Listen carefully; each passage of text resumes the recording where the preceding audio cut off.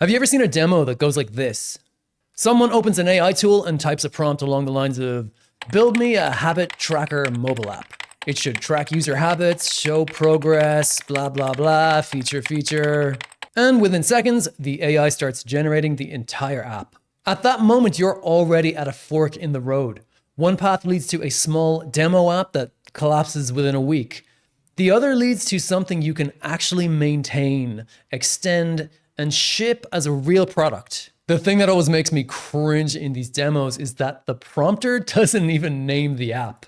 The AI just picks the name. That might be a small detail, but if you're not even consciously naming your own app, that's a signal that you've outsourced more than is reasonable to the AI. Real mobile apps are still genuinely challenging to build, but not for the reason that you might assume, because there has been a huge shift recently, one that is gradually becoming undeniable to even experienced software developers like myself, and that's that AI can write code now.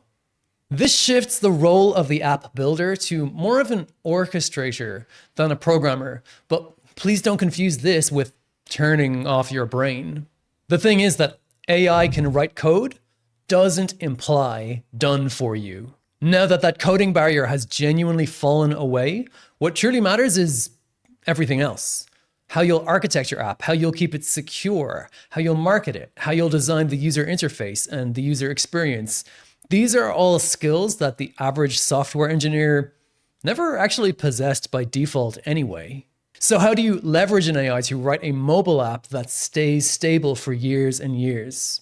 Let's now think less in terms of coding and start thinking about the skills that you need now more than ever if you're serious about building a mobile application.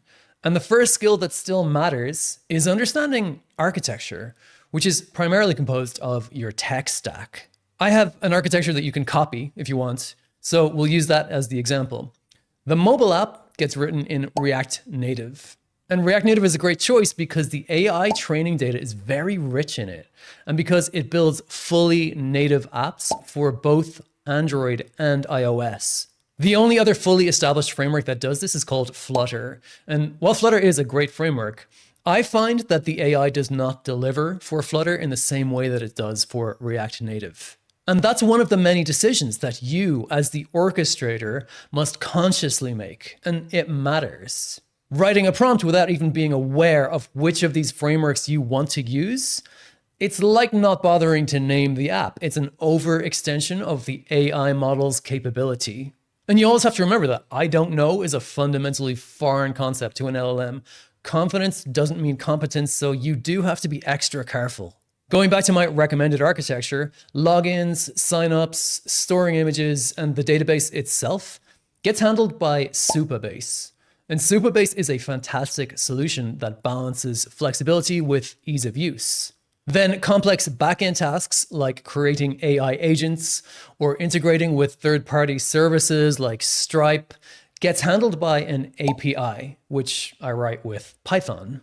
And deployments to the app stores and to the cloud get handled by the tools Expo and GitHub. These are standard tools that professional app developers have used for years, and there is nothing superfluous here. All of these tools each play an important role. So this shift has never been about not needing to know that your mobile app is powered by these services and technologies. The shift is in no longer needing to sweat the low-level implementation of these tools. And here's the part that most people seem to miss. A lot of what your app needs is actually needed by most apps.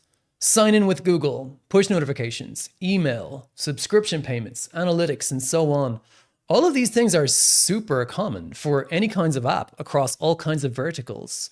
So we can just start the project using a customizable template instead of trying to prompt it out from scratch. This reinforces the app structure and imposes rules from day one, which AI models love. I actually have an AI prompt here that will go download an app starter template, set it up, give me a QR code, and I can run it on my phone before the AI has even done any actual coding. Now, I recommend the use of AI coding agents that work on your local machine. The most popular of these are Cursor, Claude Code, anti-gravity, and codecs. The really cool thing about these tools is the lack of vendor lock. If I don't feel like using, say, Cursor today, I can use Claude Code instead without having to take any backward steps or migrating my project between platforms.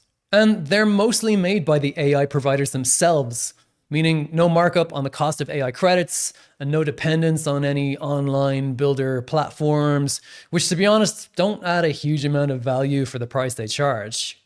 There is another thing that is not talked about barely at all when it comes to mobile app development with AI, and that's stability. And I mean that in the simplest possible way. Your app might not fail at launch, but it might fail when you try to make your first update. Let's say that you worked hard on getting your app into the App Store, and then you feel ready to build out your next big, ambitious feature, or even just fix a critical bug. If you only have, say, one Supabase project, will you just make experimental and irreversible changes to your database structure and hope your users don't notice?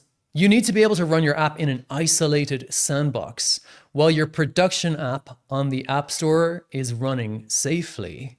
You do this by knowing your architecture, specifically one that includes a development environment where you can run your whole app and your backend end to end on your laptop while you watch the AI code the next feature or update. And React Native and Supabase are absolutely built for this, but many people don't know about those particular features. Mobile app development is still challenging, but the difference now is that it really is more accessible. All you really need to build an app is willingness to learn, not years of development experience. And your creativity, persistence, and non-technical skills matter now more than ever. So if you want to take that second fork in the road and build an app that genuinely lasts, try out this video next. Subscribe for more app development content, and I will see you in the next one.